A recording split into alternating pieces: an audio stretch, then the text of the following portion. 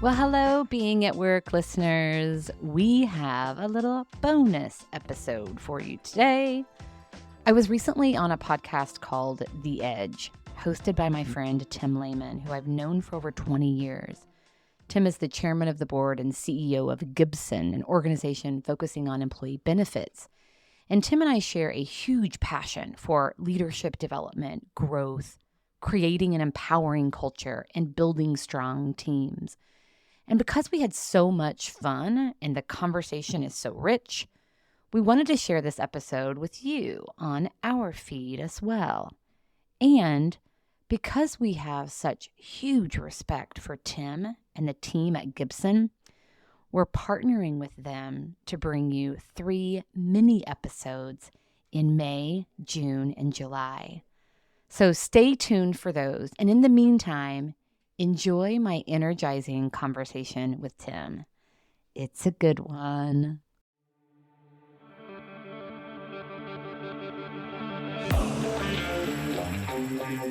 Welcome to The Edge, the podcast where we explore leadership.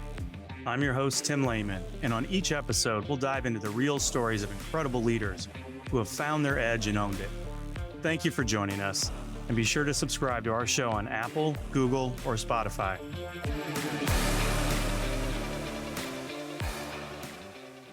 Welcome to The Edge podcast. I'm your host, Tim Leman. On this episode, we have Andrea Butcher. Andrea is CEO of HRD, a leadership development organization based in Indianapolis. She's also the host of a very successful podcast, Being at Work, and authored her first book, The Power in the Pivot, last year. I'm proud to call her a longtime friend. Welcome, Andrea. Yay, Tim. This How is are so you? good. I know. I'm great. Happy 2023. I know. It's awesome. And hello back to you from Kimra, too. She wanted to make sure I said that. So, okay, real quick, tell us a little bit about HRD and your role there, and then we'll dig into some good questions here. I've actually been preparing for this and got lots of good things I want to talk to you about and get your thoughts on. Oh, gosh. Well, I feel so fortunate to get to do the work that I do every day. We are a leadership development organization, just as you said. And so our mission is to equip leaders to be the best of themselves so that they get the best of their team members. You know, we come alongside our clients, like building leadership capability in their businesses to help them achieve whatever it is they're trying to do as a business. You know, that always reminds me of the, put your oxygen mask on first type of thing, right? It's hard to be best and show up for your own people if you aren't taking care of yourself.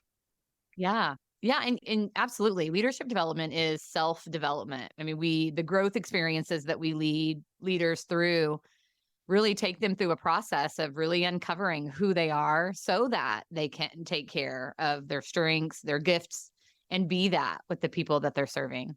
So when you're, working with a client, an organization, or individuals like that, is it kind of hard to let them go? I mean, I think part of it is you're probably kind of teaching them how to fish a little bit and then maybe fly the nest, to use some cliches there. But how is that when you kind of get done with a particular program? Do you end up staying in touch, or how do you stay connected to everybody that you've worked with and helped?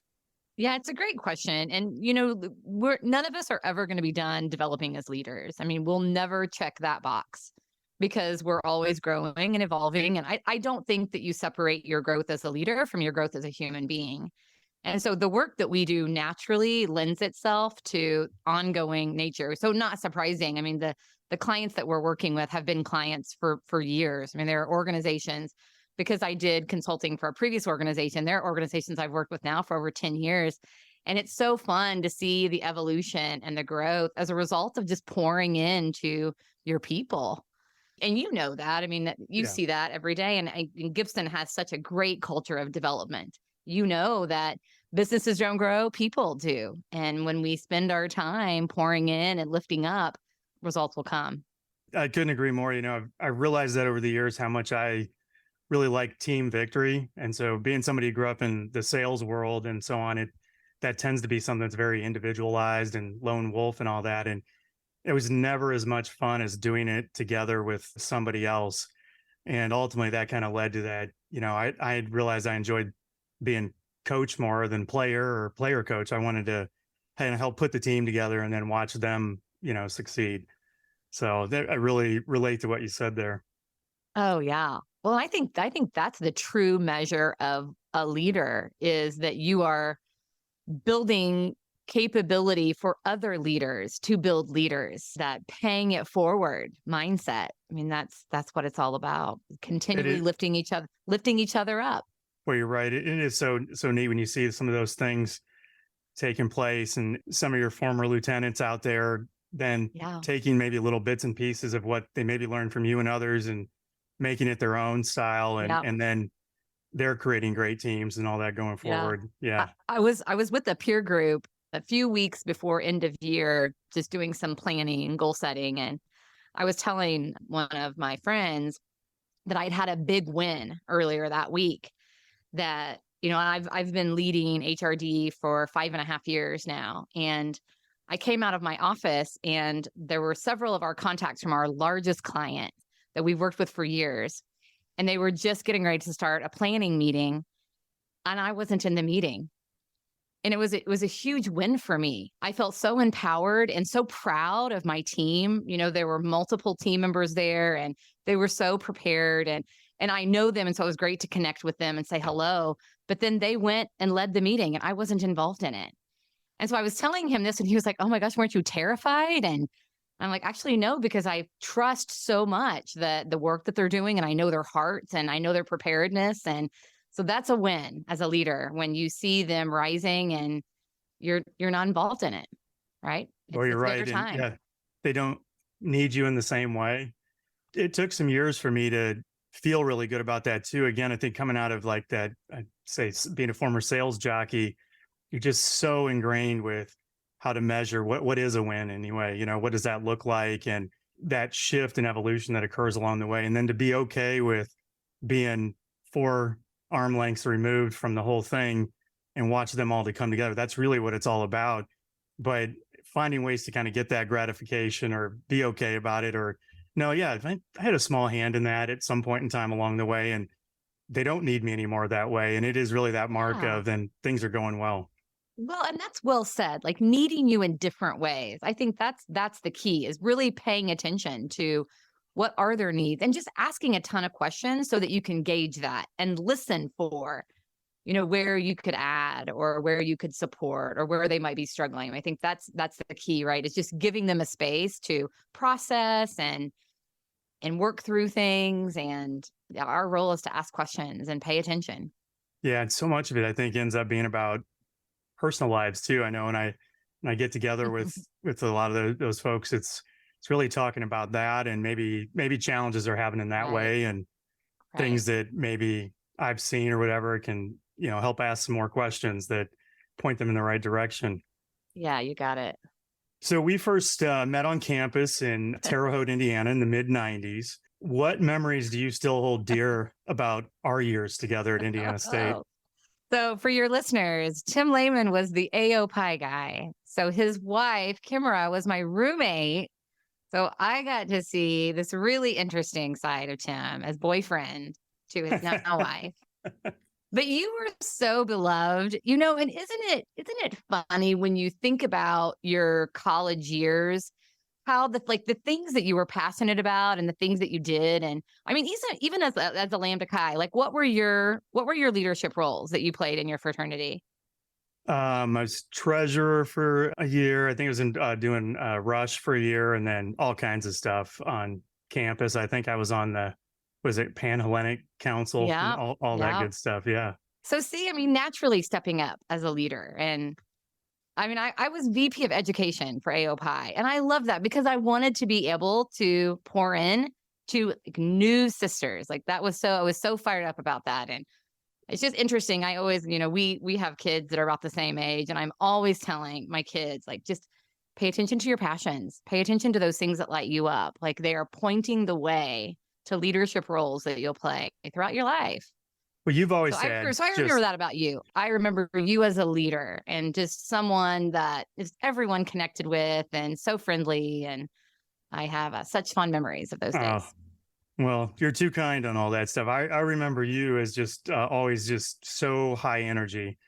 And in fact, and I think you were a year older than Kimra and probably involved with Mhm. recruitment and all that stuff. And so just kind of, again, naturally drew people, and you always did it for the right reasons too. I mean, you just really naturally wanted to help people and help them and see them succeed. When did you kind of figure out that that was maybe a gift for you or whatever, versus and kind of using it, Probably in my first like real role after graduate school, I was in Chicago. And so I have an undergrad psych degree and a master's, both from Indiana State. My master's is in human resource development. And my first job then was an HR generalist for a global company based in London. And I was partnered with our sales organization. And so I was supporting sales branches all across the United States.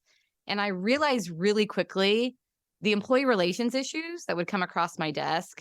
I realized that they were leadership issues.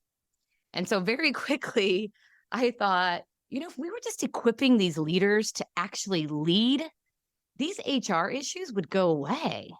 Like, why are we not pouring into these leaders? Why aren't we equipping them? And well, a lot of my HR peers were very threatened by that question. Right. they liked their jobs and they liked playing police. But I think it was around that time I had an incredible mentor. I know you can also look back on your career and see people who put you into positions based on your strengths. There was a guy named Ken Jokum who was the head of HR for that business. He really encouraged me to lead. He gave me opportunities I would never have had. He gave me a facilitation opportunity at 24 years old. In Manchester, England, I delivered a change leadership program to a group of CEOs. And I remember him telling me, I'm like, kind of like, why me? Like, I don't understand. And he said, well, I wouldn't ask you to do this if I didn't believe you could.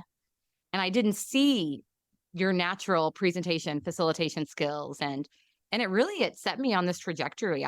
I loved it. And so then I very quickly gravitated towards L&D and have really spent the rest of my career focused there.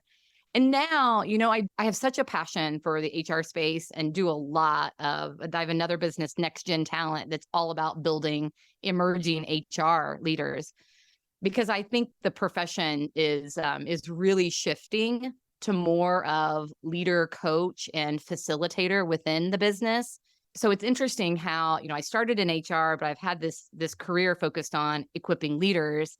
And now I feel like I'm giving back to the profession by focusing on that and building leadership within emerging talent and people leaders.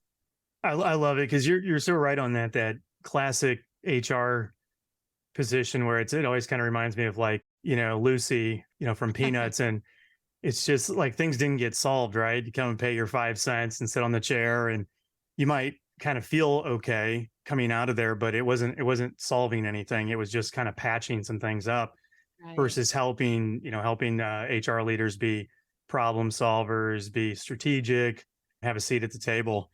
I love Yeah. all that. I do have to ask you too. I didn't realize that your first HR role was with a sales division like that, and it's something I'm Yeah. always interested in. It's a Oh, big part of yeah. our business.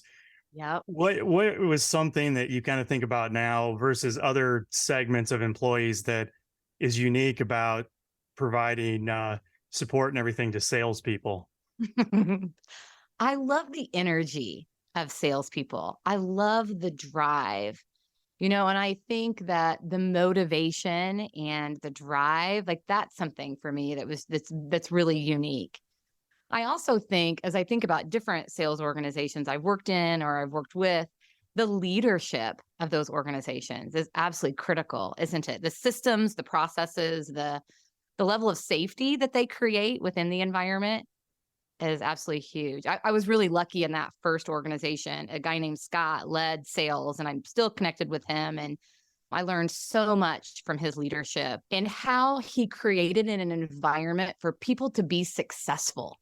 I think we don't often think about that, right? Is that we think a lot about the relationship, but not like the environment that we're creating. Yeah. Are we creating an environment where people can show up and ask hard questions? Are we creating an environment where people feel safe to say, I'm struggling? Like that, the culture, right? The environment that we're creating, absolutely critical within a sales team or any team, really.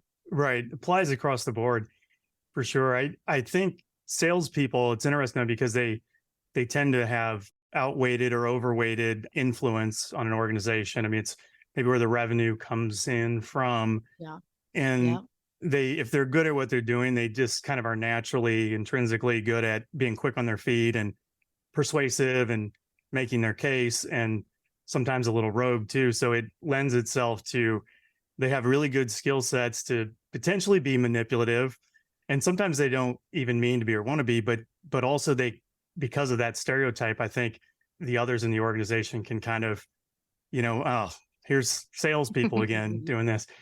And I think when some HR people have really figured that out over the years, how to work with them. I had well, he's my boss's boss when I was in Arizona, and he used to kind of say something like, well, hey, they're all like prized thoroughbreds, and this one likes her oats warmed, and this guy, he likes his hair brushed from left to right. And we can all complain about what that particular person needs, but let's remember, when people buy tickets, they want to see the horses race, not the rest of us. So warm the oats and brush the hair the way they need it and all that. But it was a reminder really of really getting to know the individuals on the team and what makes them kind of tick and what they needed from you to be successful and to set your ego aside, Yeah, you got it. And be willing to meet them where they are based on those needs. I went back and looked in some of the records at Indiana State, and I couldn't find any evidence of this. If one or both of us were ever voted most likely to be hosting a podcast, but in all seriousness, though, you've run a really successful podcast on the People Forward Network named Being at Work. Tell our listeners a little bit about it, and then also about the People Forward Network. It is so interesting. So we're in our 4th year, and I have grown so much as a human being because I'm a podcast host. I'm a better listener. I'm more authentic. I know myself more. I trust myself more. It's really been an interesting journey. The first year and a half, I showed up to every conversation just a little bit terrified, like, oh my gosh, how am I gonna? And what I learned is, like, the less I try and the more I just am, the much more effective I am. And that translates then into every relationship in my life. Because I am a natural salesperson. I am high energy. I'm a driver. I want people to like me. I want to be influential. I want to win people over. And some of the behaviors that have come along with that have actually been very detrimental to my connecting, my like trying to prove myself. And then I come off like way too strong and end up rubbing people the wrong way, or my ego gets involved. And so I'm learning, and the podcast hosting has been a huge help for that, just to put that down and just to be present with people and to show up and share and be real. And those are the things that create connection. When our team here at Gibson asked me to host one and start this up a couple of years ago, I was kind of anxious about the whole thing, and it just seemed like a lot of work. And like, wait, who do you want? What am I doing here? And what I realized, just really maybe a few episodes into it, it was like, yeah, I'll do this all day long. It's a ton of fun. I get to talk to interesting people. And, I think it's crazy too, that it takes a podcast to do something like this, but we should all be doing a whole lot more of this. Grab coffee and just talk about real stuff and all the things we all face like that. Cause it's a ton of fun. But I guess recording it that way, it helps a lot more people than just the two of us. And it's a processing tool, isn't it? I mean, it's a processing tool. So you alluded to in the intro, you alluded to the book, and I wrote the book because I ask every single guest, tell me about a pivotal moment that taught you a lot about your leadership. And what I noticed after the first year, so it was a weekly show at that time. So after 52 conversations with executives, I saw these really clear themes emerge. And so I'm like, I'm going to write those down because those are good. Those will be helpful for anybody going through any kind of a transition, pivot, any leadership challenge. Well, I have 3 years post conversations after those the book is built on. And so I'm starting to work on book number 2 that is all about stories, telling your story, and the healing that comes from telling your story. Because what's been happening, and it's interesting because it's post-pandemic, and I don't know if it's coincidental or if post-pandemic is related to it, but over the last couple of years, I have had so many, the guests that are on our show now are CHROs, chief people officers for large organizations. So we've had that, the CHRO from Cancer Center Treatments of America and Rakuten and AFLAC. So large organizations. I've had so many of those leaders come back to me after we record saying, thank you so much. I have healed as a result of talking through this. It was a story I'd never told before. It was a story I was really afraid to tell, but I've grown so much just by processing it. And so it's just been such a reminder to me to tell our stories. And so I think there's an important message for HR leaders in that, but all leaders in that. You lead from the essence of who you are as a person. The more you tell your stories, the more you connect with your stories, the more connection you'll have. Andrea, what's maybe a question or two that you've learned or be asked over the years that's kind of elicited some of that deepest response, or the kind of response where you get a follow-up like that, talking about, boy, that actually was kind of cathartic to share that personal story. Maybe it helps all of us think about it when we're having conversations with people, some things we could be asking. Well, and I think they don't have to be because tell me about a pivotal moment in your life, right? That can feel kind of, oh gosh. But I think just asking simple questions like, what's a big leadership lesson you've learned in your career? What's a big moment that stands out for you in your career? Like, those questions are disarming. And we've all got big moments like that. It's so funny because what happens so much of the time when I ask leaders that, tell me about a pivotal moment. And the way in which our process works is I'll do an intro call and we'll give them time to process that and think about that. So we're not just hopping on and I'm asking them that question. They've had some time to reflect on that. And what I hear so much of the time is, oh my gosh, there are so many. And so I will say, well, just tell me about one. And they'll say something like, oh gosh, I don't know if I should talk about that one. That's the one you need to talk about. Wow. That's the one that pops up. And Wow. so I'll usually say, well, let's try it. Like, let's just unpack it a little bit. And if it doesn't, I make it really safe for them. If it doesn't feel good for you, we don't have to record, but I would love to hear your story. And so they'll end up telling the story. And a lot of times there's emotion involved and there's rich lessons that emerge. And I'll highlight those lessons and then I'll ask, I'm like, I would love for you to join us on the show and share this lesson with our audience. And they usually do it. And so then they'll have another opportunity to share it again. And so I'm not surprised then that upon reflecting on that, they say, thank you. Like, they've gone even a little bit deeper when you get to recording it. That made me think about, and you talked about this, it's made you better in your personal life and family and all those kind of things. So you've learned all this, you're good at it. Do you ever catch a little flack though, maybe from your husband or your daughter? Like, hey, I'm not on your show right now, Mom or Andrea. Stop coaching me is a big one in our house. Stop coaching me right now. Yes, I do. I'm sure you do too.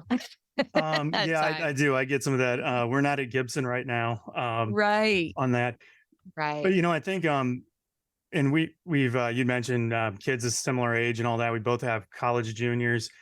It really hit me a few years ago though, of like I work with so many people, so many of my partners here, helping share some of the things I've learned about whether it's planning or assessments and kind of drawing some of those things out. And like I felt like I hadn't done enough with my own family, my own kids, It's like, that'll be the thing that would just tear me apart to know, like, I could have been more helpful to them and I wasn't trying to push it on them or force it on them. So I didn't, but I had everybody do a Colby assessment. So we've done all that, which is kind of fun. And I've gotten to know that assessment really well. But at the time I had one of my friends who's certified, kind of Kimra jokes and said we had marriage counseling, but he did a, armchair 30 minutes, like, and she loved it. It was great, but it was so interesting with the kids as well, to see little things and notice little things and to be able to, help them with it. And in particular, my youngest one, our 13-year-old daughter, and even her brothers will agree that she's probably got the highest ceiling of all of them in a lot of ways. She's just a little boss. She's been around them. She's been around adults. She's a great communicator. Mhm. She's smart, really quick-witted. And I wouldn't have seen some of the things, but being able to look at that assessment, and she and I actually have almost an exact same Colby, which is a quick start and all amplified, almost all into just the quick start bar. Although she's a little bit heavier on the implementer piece too, which is she's into art and loves drawing. And so it's a really kind of unique combination. Wow. But I remember as business coach of mine talking about my Colby being an absolute pain in the ass as an employee. And yeah, I let that sink in a little bit. Like not I'm not a like, great follower. I'm like, Kimra, we're in trouble here. But I hadn't fully seen all that, and it was really, really helpful because a lot of things have really fallen into place better to help support her and all that. So speaking of kids and your oldest Mason, I noticed that you've unleashed the beast there. You're going to have her hosting your show. Yeah, she actually just today she released an Oh wow. episode. How did She's that all how did that all come about, and tell me about her feelings about all that? Is she excited about it, apprehensive? I'd love to know I all you know, about it.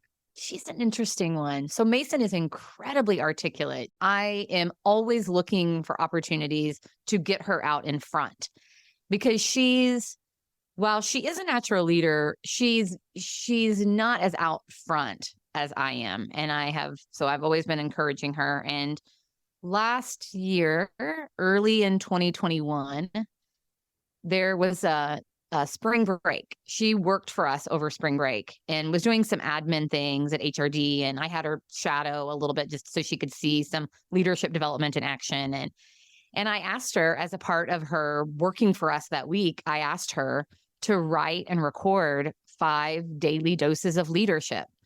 And her first response was, well, what would I have to say about leadership? And I said, you're leading all the time. Leadership is influence. You are a leader in your sorority. You're a leader in your family. You're a leader with your friends.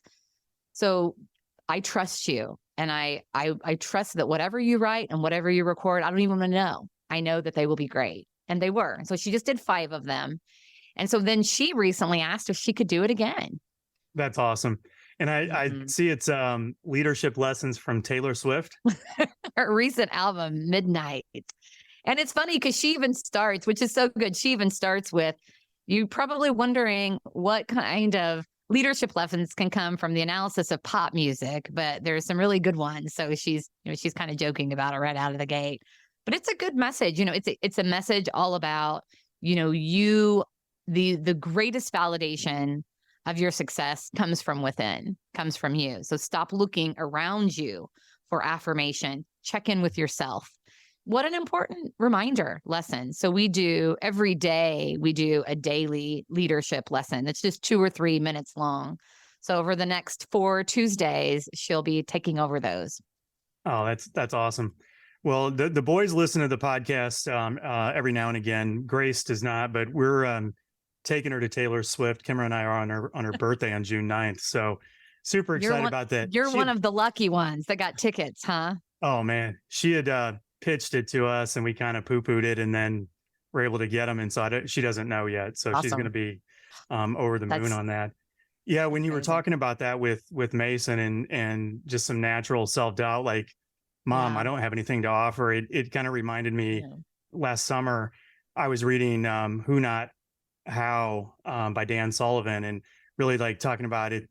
Don't go reinvent stuff all the time. Go find somebody who knows how to do it. Like, we're teaching everybody wrong to always worry about the how first. Somebody's already done that. So go befriend them, support them, help them, and let them show you how they did it. Do it faster, easier, better. Hire somebody who could do that, whatever the case is. And so Jack had set some goals that he wanted to do some networking, and it was so cool to watch him meet with a lot of my YPO friends in Indianapolis, and he worked for one last summer. And he was actually starting to go out and meet with some people that I don't even know all that well. And then he got invited to go water skiing with some of them on Friday mornings during the summer. And I'm friends with a couple of those guys. I've not been asked to go water ski at 6:30 in the morning at Lake Lemon, but Right. hey, good for you. But he came back from that and had read that book too, and he's like, "But Dad, I don't have anything for them." I'm like, Oh, you have so much for them too. I mean, there's a lot of ways to look at it. Look at they all need to recruit young, talented people. You have Yeah. lots of young, talented people. Yeah, they might want to know what's going on with people your age. There's just a host of things in it, and I think he really was able to sit back and think about some of those things a little bit more. And we all have something to share, and so these kind of mentor mentee relationships they go Always. both ways. And I said, if nothing else, I mean, honestly, at some point in time, a lot of us don't get asked anymore to help Mm, somebody, and we really right. like it, especially if people follow up and tell you how you made a difference for them and stuff. They'll do this all day long. And so just the fact that Absolutely. you're asking and want some help and you want to meet with them. And I think it took till, I think he'd set a goal of like 40 of those kind of meetings. And he was out of gas by the time he hit 40. He was like, okay, that's good. I'm good for now. But he learned so much on that. And I think realized that he got a lot back out of it too. So Oh, it's so good for fun watching him. them grow like that and take some of these things and then run with it on their own. Yeah. And it is such a good reminder to emerging talent to ask. I mean, anytime I get asked, sometimes it's only a 15-minute conversation, but just like you said, people want to help, right? We want to pay it forward and give back. And I think it's just on the emerging leaders and the emerging talent, just like Jack reached out to those people and said, "Hey, will you connect? Like, Yeah, do it." it's been really cool. And this will warm your heart, and I'll probably embarrass him here, but he and his girlfriend, she's a year older, and so she'll be graduating and she already knows where she's gonna be working. And it's not Indianapolis. And he told me before he left, head back from break down to Butler, that they're going to be doing some planning together so that they can be in Yeah. alignment and how Yes. often they're going to be able to see each other as the year approaches and all kinds of things like that. So So great. with that, as I was doing some preparation for this too, I came across the episode your other guest host Robert Yes. interviewed you, and one of the things that you talked about in there that I thought was awesome was taking some of these business things maybe we've learned about planning for a company and dialing that in and doing some as a couple doing some planning. So talk to us about that a little bit. What's that like? Because if I say that to some of my friends or any couples out there, you could start getting some frowns like, yeah, that sounds really romantic, or I bet that's great. And I don't think they understand though, it actually leads to all the great stuff and the romance and all these other Yeah. things because being Yeah. intentional about it. But tell us a little bit about your experience with that. Well, I mean, I think it's the difference between responding and reacting because we know that life is full of challenges. And so, as a couple, like, what are you making decisions from? Are you responding from shared vision, shared values, or are you just reacting emotionally, reacting based on situation? So, when I went through my coaching certification in 2009, I did a 10-year vision. And so, it was something then that I did every year and found so much just energy, joy, also focus in. Much easier to say no to something when you have a bigger yes.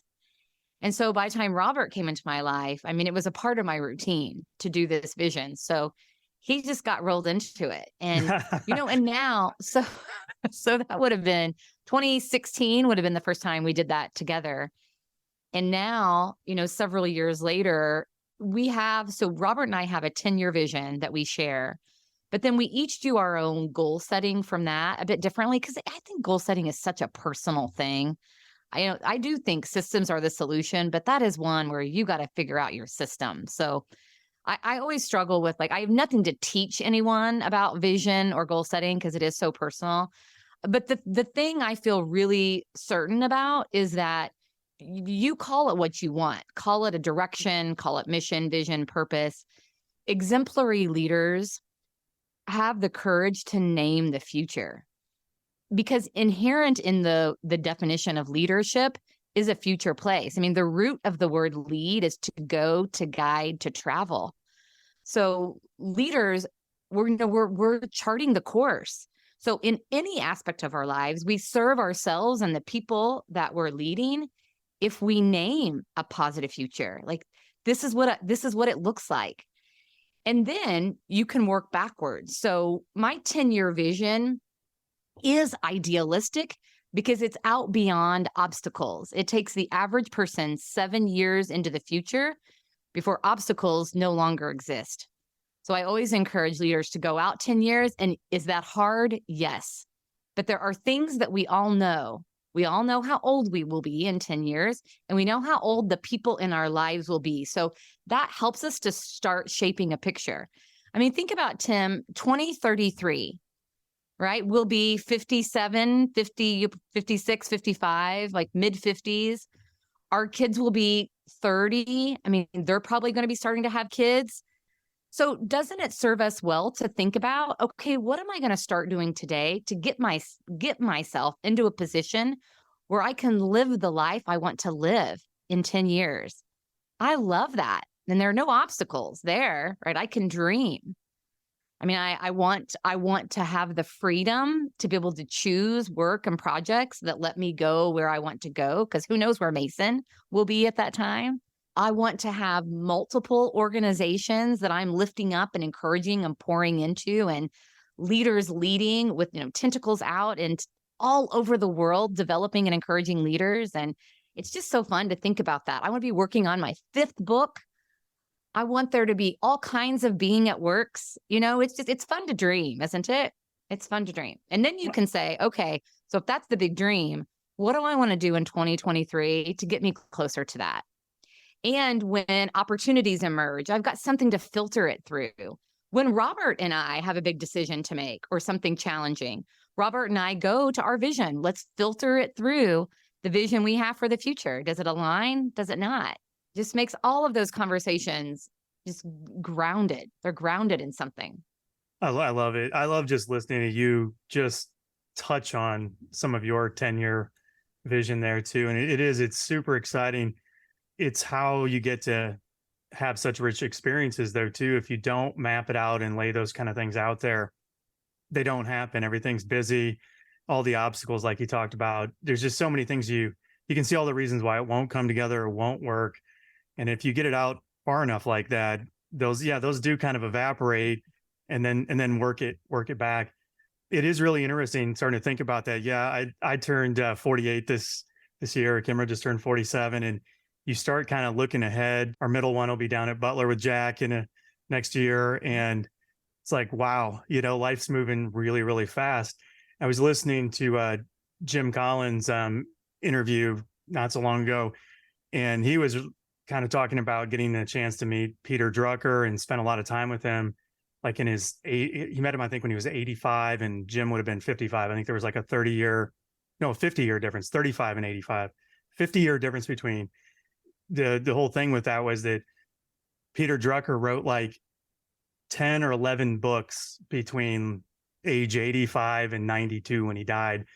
And so Jim's big deal is, now that he's turned 60 or whatever, is like, I'm only just starting to turn the corner, and I've got 30 more years, and that means this many books and this many people and all these kind of things. So, but I don't think those kind of things happen by accident. And that also gets back into, you mentioned it earlier, talking about luck, and we've had some people luck of the people we've bumped into and gotten to know. All that luck seems to happen more frequently and more often, I think, when some of that intentionality occurs. Yeah, along the way. You got it. You got it. I have a friend that texted me over the weekend saying, hey, I'm really struggling with my goals because I'm afraid that they won't come to fruition. And it was just a good reminder to me that, I think everyone, so I was just asked her some questions, well, why are you setting goals? Like, what's important to you about that? And, as we unpacked it a little bit, she realized that, yeah, I mean, it's not even necessarily so that I accomplish these things. It's to just give me something much more positive. She's recovering from cancer. And so she said, it's to give me something positive to focus on. I'm like, there you go. So if they don't come to fruition, they don't come to fruition, but you'll have something much more positive to focus on. It's like, oh my God, I didn't even think about that. So same thing with my 10-year vision. I've got all these iterations now since I've been doing this for so many years. And in the vision that I casted in 2009, certainly there were things that came to fruition, but there were a lot of things that didn't.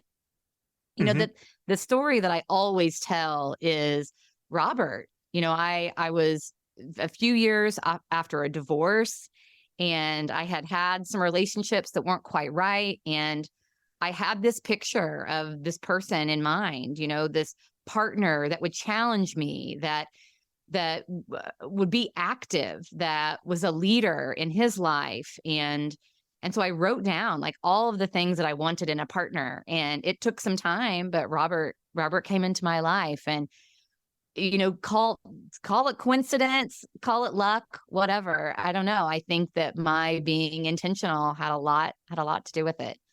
But there's a lot of things that didn't come to fruition. I don't have multiple homes. I don't have the sailboat yet. Yet is key, right? Yet it's key. Yet is key. Well, and here's just a crazy story. So I was looking back at my 2020, I want to get this right, 2013 vision. And I had written that by 2023, I would be working on my third book.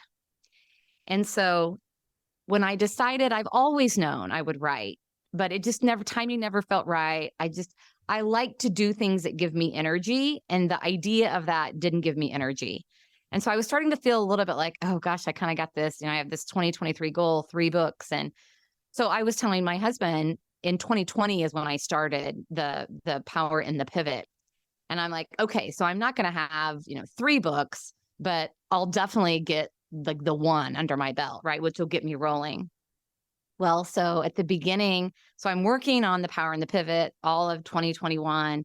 At the beginning of last year, I'm working with a publisher, and I got a call from Wiley just out of the blue. Well, was it out of the blue? I don't know, but out of the blue. And I had talked with Wiley about the Power in the Pivot. And so I built some relationships there. And an acquisitions editor called me and said, hey, that book didn't work out, but we have this other book that we'd love to get your help with. Or would you be interested in rewriting a book that was last published in 2028 that we want to re-release? And so that book will launch early this year. Oh, wow.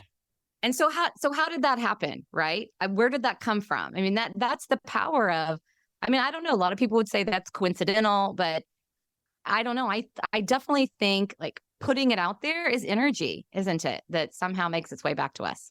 Well, I think, and I'm a big fan of all Jim Collins stuff, but he talks a lot about that return on luck, and that people actually experience, at least companies, and he parlayed it into people as well.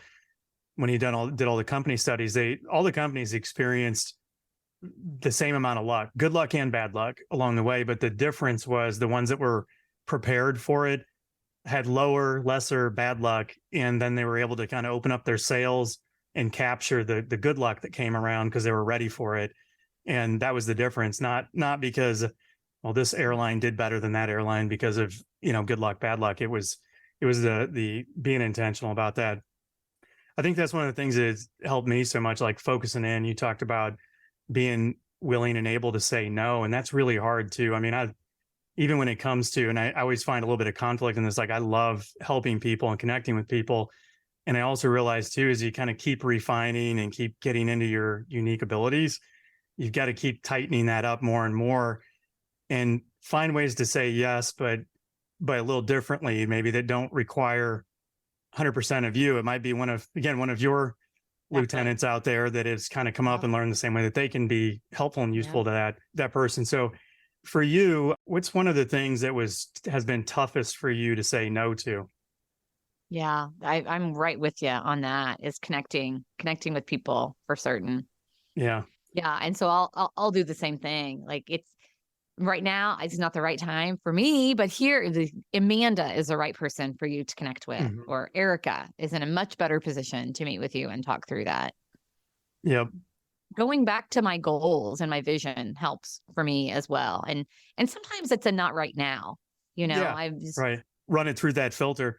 I have a friend who does a lot of life coaching and so on. And one of the things that was a really great tool he gave me back in 2018. And then, as I often do, I took it and added just a little bit more to it. And, but he's kind of got he had this 1-page life plan, and I took it, but I made it 2 pages. And on one of the pages, got it kind of sitting here in front of me, I put all the personality profiles and so on that I'd taken over the years. In fact, I think I took one with a leadership program that you did back in 08 or Yeah. 9 or 7 or That's something like right. that. Yeah. And I tried to capture some of the, I guess I'll say the good and bad, or maybe it's the, the yin and the yang of different parts of personality, and kind of to remind myself and help me really stay more and more focused, more and more, spend more and more time in those areas of strength, and then to lay out some of those big plans like you talked about. And so one of the things in there, like I love new stuff and exploring and all that. Growing up, my dad, was always big, got to see all 50 US states. And so a couple of our family vacations were like that. I remember being in the back of a Buick LeSabre with a built-in bench that he'd made it all like a couch. And then me and my brother and sister were, head to toe kind of thing. I mean, it's just like crazy now to think about that.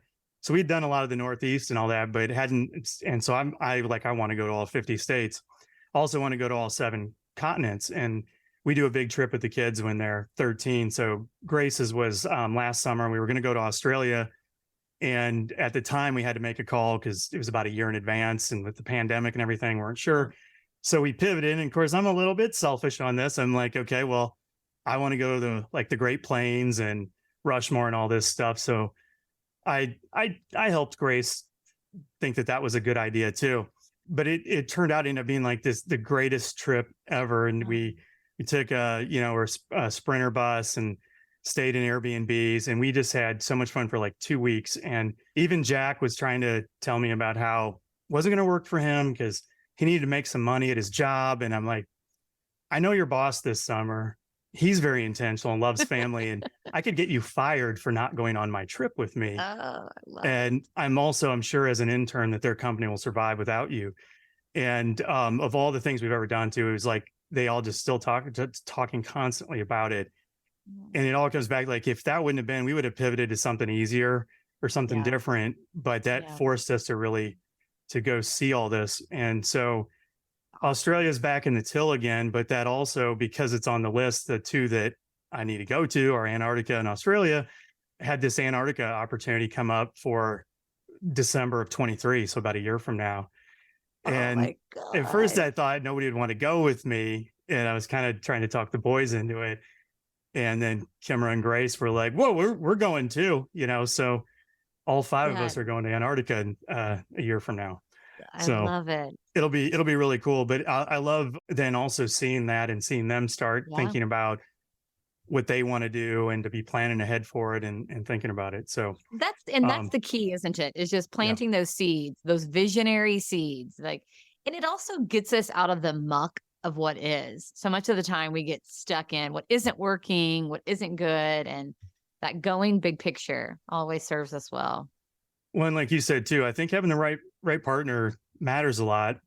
And so when I was joking about our Colby marriage counseling, the one thing that Kimmer always remembers from it, and I do too, is he's like, he knows me really well. He's like, okay, so Tim's crazy. I always wanted to do something. The gas pedal's always down.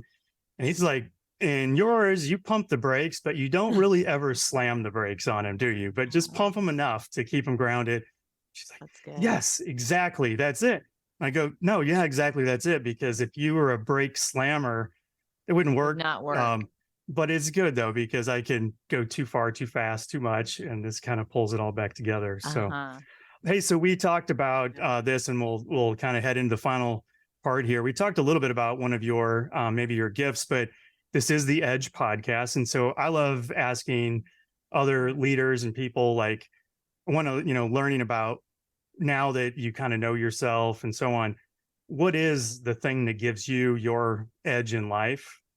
And how have you kind of harnessed, that superpower? Yeah, I mean, I think it's vision. I think it gives me so much energy to think about the future and encouraging other people to do that. I mean, I hosted multiple vision board parties over the last several weeks with different groups and kids and adults, and just encouraging people to imagine the possibilities. And I'm doing the work myself, and there's never, again, like, give yourself grace. I'm never going to have it figured out, and I'm always going to struggle with it a little bit. But what I do know is it gives me energy. And so I'm on to something there. It's so exciting to see. And it doesn't happen for everybody, but yeah, and you give them a little project like that or a little kind of thing to work on, and then to see it kind of inspire and take off, and they hadn't thought about some of those things before. I love it.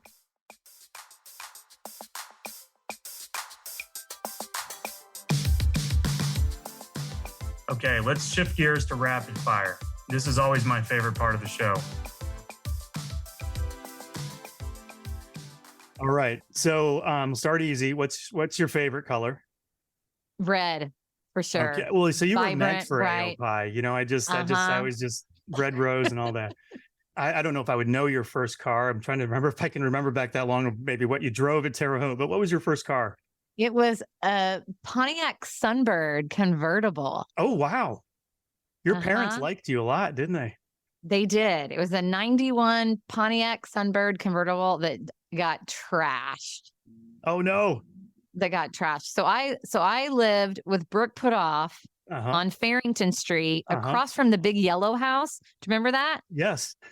And it was also across from the Sigma Nu house where we had lots Yes. of friends Uh-huh. that wanted to borrow the car. And there were multiple times I would come home from working or class or wherever it was, and my car would be top down in the yard of the Sigma Nu house Oh my. with a keg in it.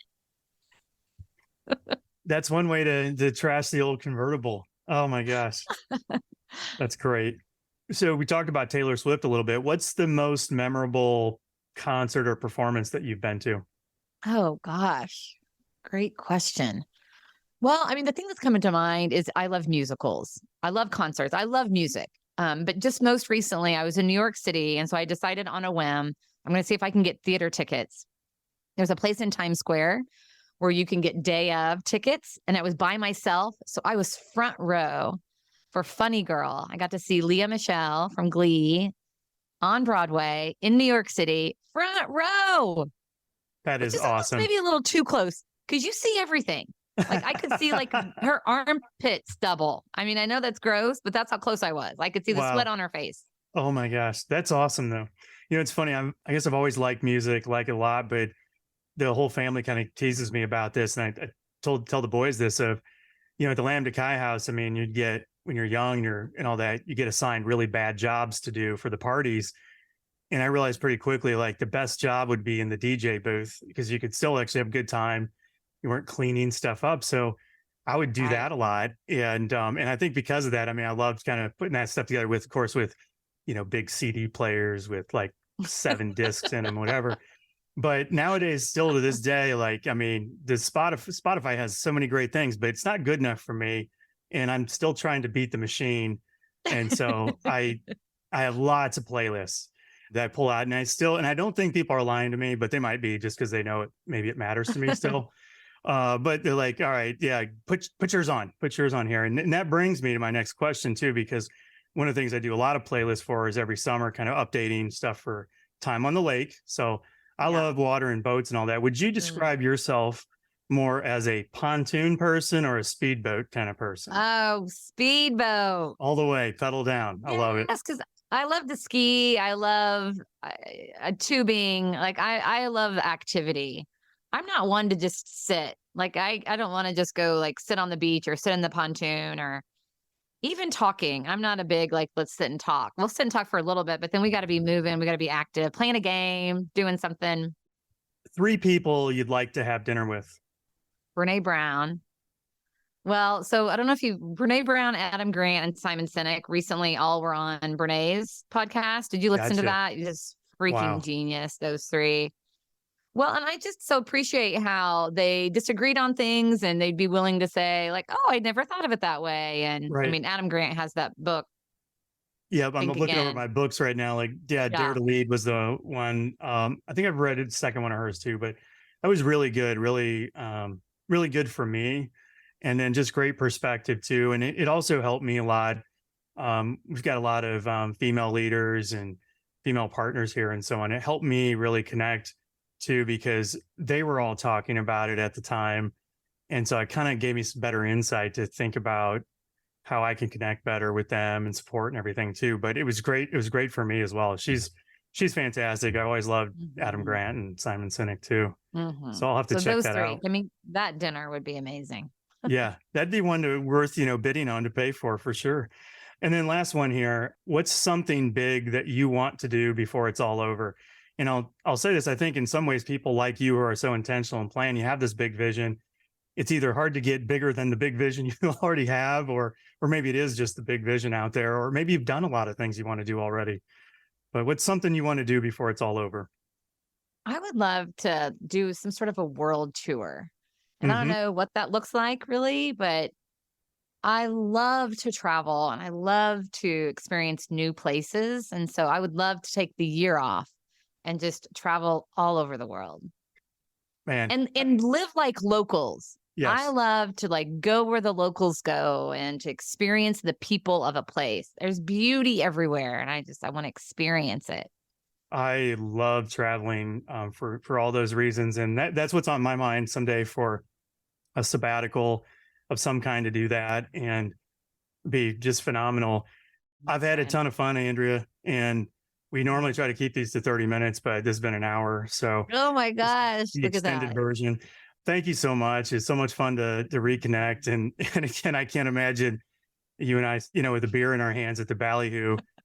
Well, I guess we didn't really know what podcasting was, but I'm sure we didn't think about that or having a book in the Library of Congress with a real number on it, Right, that right. next to our names. So I Yeah. always feel like I want to send that to like my junior high or high school English teacher, and they can eat their heart out because I guarantee they did not see me as that person. Mhm. So Mhm. Yeah, hey, I here's know. to a great 2023, and thanks for spending so much time with us. Appreciate it. You too. Thank you, Tim. Thank you for tuning in today. I'm Tim Leman, and remember to own your edge. Subscribe to the Edge podcast on Apple, Google, and Spotify.